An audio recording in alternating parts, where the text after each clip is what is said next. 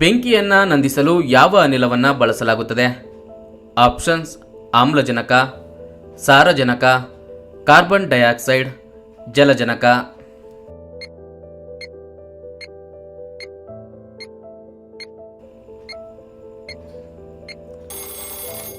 ಸರಿಯಾದ ಉತ್ತರ carbon dioxide.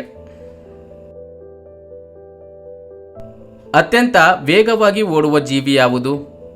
Options: ಕುದುರೆ, ನಾಯಿ, ಚಿರತೆ, ಜಿಂಕೆ.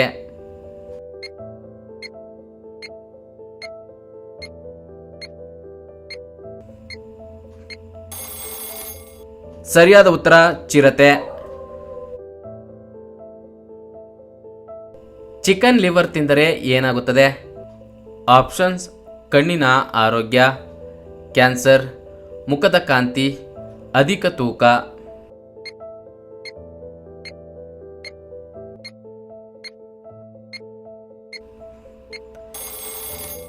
ಸರಿಯಾದ ಉತ್ತರ ಅಧಿಕ ತೂಕ. ವೀಕ್ಷಕರೇ, ಚಿಕನ್ ಲಿವರ್ ಅನ್ನು ಹೆಚ್ಚಾಗಿ ತಿಂದರೆ ದೇಹದ ತೂಕ ಹೆಚ್ಚಾಗುತ್ತದೆ.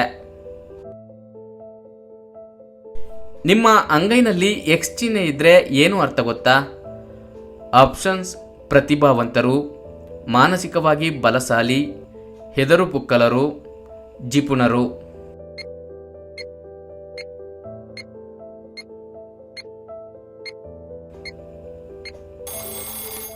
ಸರಿಯಾದ ಉತ್ತರ ಪ್ರತಿಭಾವಂತರು ಮತ್ತು ಮಾನಸಿಕವಾಗಿ ಬಲಶಾಲಿ. ವೀಕ್ಷಕರೇ, ಪ್ರತಿಯೊಂದು ಕೆಲಸ ಕಾರ್ಯಗಳನ್ನು ಮಾಡಬೇಕಾದರೂ ಜ್ಯೋತಿಷ್ಯದ ಮೊರೆ ಹೋಗ್ತಾರೆ. ಜ್ಯೋತಿಷ್ಯದಲ್ಲಿ ಅನೇಕ ಬಗೆಗಳಿರುವುದು ಎಲ್ಲರಿಗೂ ತಿಳಿದೇ ಇದೆ. ಅವುಗಳಲ್ಲಿ ಸಂಖ್ಯಾಶಾಸ್ತ್ರ ಮತ್ತು ಹಸ್ತ ಸಾಮುದ್ರಿಕ ಶಾಸ್ತ್ರವೂ ಕೂಡ ಒಂದು. ಕೆಲ ಜ್ಯೋತಿಷಿಗಳು ಕೈಯಲ್ಲಿರುವ ರೇಖೆಗಳನ್ನು ನೋಡಿಯೇ ಜಾತಕವನ್ನು ಹೇಳ್ತಾರೆ. ನಮ್ಮ ಕೈಗಳಲ್ಲಿ ಹಲವು ಗೆರೆಗಳು ಅಥವಾ ಗೀರುಗಳಿವೆ. ಆ ಗೆರೆಗಳನ್ನು ಸೂಕ್ಷ್ಮವಾಗಿ ಗಮನಿಸಿದರೆ ಕೆಲವರ ಅಂಗೈ ಮಧ್ಯದಲ್ಲಿ ಆಂಗ್ಲ ಅಕ್ಷರ ಎಕ್ಸ್ ಆಕಾರದಲ್ಲಿ ಗುರುತು ಕಾಣಿಸುತ್ತದೆ. ನಿಮ್ಮ ಕೈಯಲ್ಲೂ ಈ ಗುರುತು ಇದೆಯಾ ಒಮ್ಮೆ ಚೆಕ್ ಮಾಡಿಕೊಳ್ಳಿ. ಹಸ್ತದ ಮಧ್ಯಭಾಗದಲ್ಲಿ ಎಕ್ಸ್ ಗುರುತು ಇರುವವರು ತುಂಬಾ ಪ್ರತಿಭಾವಂತರು ಎಂದರ್ಥ. ಈ ವ್ಯಕ್ತಿಗಳು ಯಶಸ್ಸಿನ ಹಾದಿಯಲ್ಲಿ ನಡೆಯುವುದಲ್ಲದೆ ಇತರರನ್ನು ಆ ದಾರಿಯಲ್ಲಿ ಮುನ್ನಡೆಸುತ್ತಾರೆ. ಈ ಚಿಹ್ನೆಯನ್ನು ಹೊಂದಿರುವ ಜನರು ಜಗತ್ತನ್ನು ಸಹ ಗೆಲ್ಲುತ್ತಾರಂತೆ. ಜಗತ್ತನ್ನು ಗೆದ್ದ ಅಲೆಕ್ಸಾಂಡರ್ ತನ್ನ ತೋಳಿನ ಮೇಲೆ ಈ ಎಕ್ಸ್ ಚಿಹ್ನೆಯನ್ನು ಹೊಂದಿದ್ದನು. ಅಲ್ಲದೆ ಅಲೆಕ್ಸಾಂಡರ್ ಕೂಡ ತನ್ನ ಅಂಗೈ ಗೆರೆಗಳ ಮೇಲೆ ಬಲವಾದ ನಂಬಿಕೆಯನ್ನು ಹೊಂದಿದ್ದನು ಎಂದು ಇತಿಹಾಸ ಹೇಳುತ್ತದೆ. ಅಲ್ಲದೆ ಅಮೆರಿಕದ ಮಾಜಿ ಅಧ್ಯಕ್ಷ ಅಬ್ರಹಾಂ ಲಿಂಕನ್ ಅವರ ಕೈಯಲ್ಲೂ ಈ ಎಕ್ಸ್ ಗುರುತು ಇತ್ತು.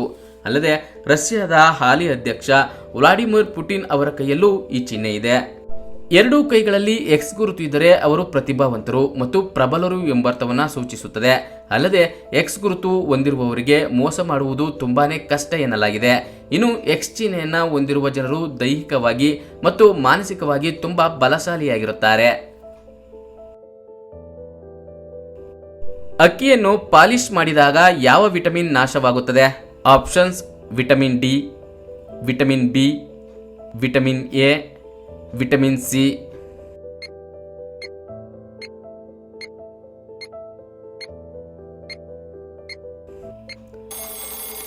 ಸರಿಯಾದ ಉತ್ತರ ವಿಟಮಿನ್ ಬಿ. ಕಾರ್ಬೋಹೈಡ್ರೇಟ್ ಹೆಚ್ಚಾಗಿರುವ ತರಕಾರಿ ಯಾವುದು? ಆಪ್ಷನ್ಸ್: ಈರುಳ್ಳಿ, ಕುಂಬಳಕಾಯಿ, ಆಲೂಗೆಡ್ಡೆ, ಎಲೆಕೋಸು.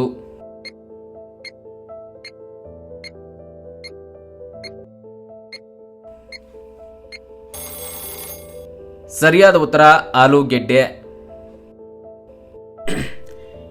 ಯಾವ ಹಣ್ಣು ಎಲ್ಲ ಜೀವಸತ್ವಗಳನ್ನು ಹೊಂದಿರುತ್ತದೆ? ಆಪ್ಷನ್ಸ್: ಮಾವು, ದಾಳಿಂಬೆ, ಸೇಬು, ಪಪಾಯ.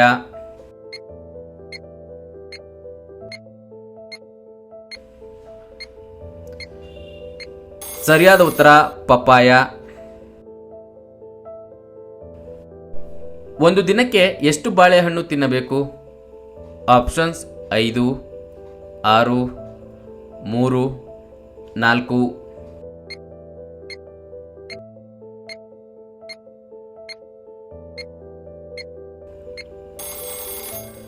ಸರಿಯಾದ ಉತ್ತರ 4ರಿಂದ 5.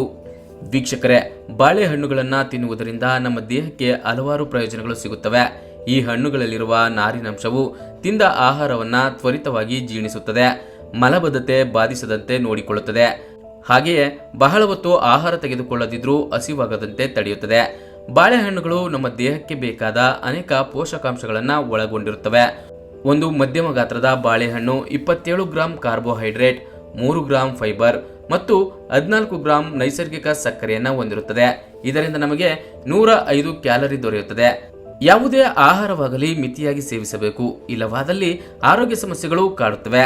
ಆರೋಗ್ಯ ತಜ್ಞರ ಪ್ರಕಾರ ಯಾವುದೇ ಆರೋಗ್ಯ ಸಮಸ್ಯೆಗಳಿಲ್ಲದ ಆರೋಗ್ಯವಂತ ಜನರು ದಿನಕ್ಕೆ ಗರಿಷ್ಠ 7 ದೊಡ್ಡ ಬಾಳೆಹಣ್ಣುಗಳನ್ನು ತಿನ್ನಬಹುದು ಅಥವಾ 3 ಮಧ್ಯಮ ಗಾತ್ರದ ಬಾಳೆಹಣ್ಣುಗಳು ಹಾಗೂ 5 ಸಣ್ಣ ಬಾಳೆಹಣ್ಣುಗಳನ್ನು ತಿನ್ನಬಹುದು. ಮಧುಮೇಹ ಇರುವವರು ಯಾವುದೇ ಕಾರಣಕ್ಕೂ ಬಾಳೆಹಣ್ಣು ತಿನ್ನಲೇಬಾರದು, ಏಕೆಂದರೆ ಬಾಳೆಹಣ್ಣಿನಲ್ಲಿರುವ ದೊಡ್ಡ ಪ್ರಮಾಣದ ಕಾರ್ಬೋಹೈಡ್ರೇಟ್ಗಳು ಗ್ಲೂಕೋಸ್ ಆಗಿ ಪರಿವರ್ತನೆಗೊಂಡು ರಕ್ತದಲ್ಲಿ ತಕ್ಷಣವೇ ಬೆರೆತು ಹೋಗುತ್ತದೆ. ಈ ಕಾರಣದಿಂದಾಗಿ ಸಕ್ಕರೆಯ ಪ್ರಮಾಣವು ಗಮನಾರ್ಹವಾಗಿ ಹೆಚ್ಚಾಗುತ್ತದೆ. ಇದರಿಂದ ಸಮಸ್ಯೆಗಳು ಉಂಟಾಗುತ್ತವೆ. ಹಾಗಾಗಿ ಮಧುಮೇಹ ಇರುವವರು ಬಾಳೆಹಣ್ಣನ್ನು ತಿನ್ನಬಾರದು. ಏನು ತಿಂದರೆ ಕೂದಲಿನ ಹೊಳಪು ಹೆಚ್ಚುತ್ತದೆ? ಆಪ್ಷನ್ಸ್: ಕ್ಯಾರೆಟ್, ಬೀಟ್ರೂಟ್, ಮೂಲಂಗಿ, ಶುಂಠಿ.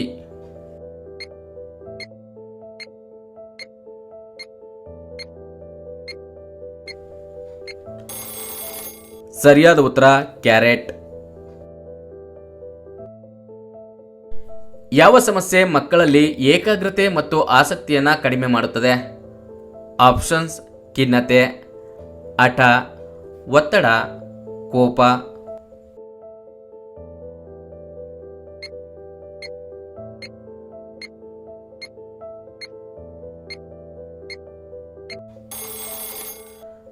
ಸರಿಯಾದ ಉತ್ತರ ಖಿನ್ನತೆ. ಯಾವ ತರಕಾರಿ ದೇಹದ ಉಷ್ಣತೆಯನ್ನು ಹೆಚ್ಚಿಸುತ್ತದೆ?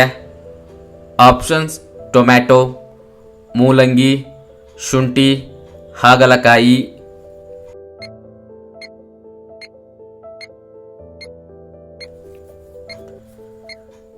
ಸರಿಯಾದ ಉತ್ತರ ಶುಂಠಿ. ದಿನಕ್ಕೆ ಎಷ್ಟು ಹೊತ್ತು ಊಟ ಮಾಡಿದರೆ ಹೆಚ್ಚು ಕಾಲ ಬದುಕ್ತೀರಾ?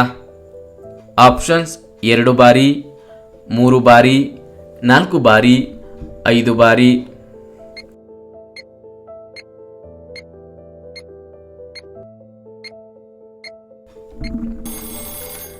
ಸರಿಯಾದ ಉತ್ತರ 3 ರಿಂದ 4 ಬಾರಿ.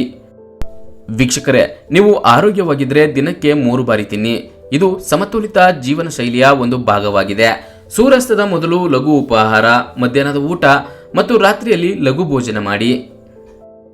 ವೀಕ್ಷಕರೇ, ಈ ವಿಡಿಯೋ ಇಷ್ಟವಾಗಿದ್ರೆ ಒಂದು ಲೈಕ್ ಕೊಡಿ. ಯೂಸ್ಫುಲ್ ಅನ್ಸಿದ್ರೆ ಎಲ್ಲರಿಗೂ ಶೇರ್ ಮಾಡಿ ಹಾಗೂ ನಮ್ಮ ಚಾನೆಲ್ಗೆ ಸಬ್ಸ್ಕ್ರೈಬ್ ಆಗಿಲ್ಲ ಅಂದ್ರೆ ಸಬ್ಸ್ಕ್ರೈಬ್ ಆಗಿ. ಎಲ್ಲರಿಗೂ ಧನ್ಯವಾದಗಳು.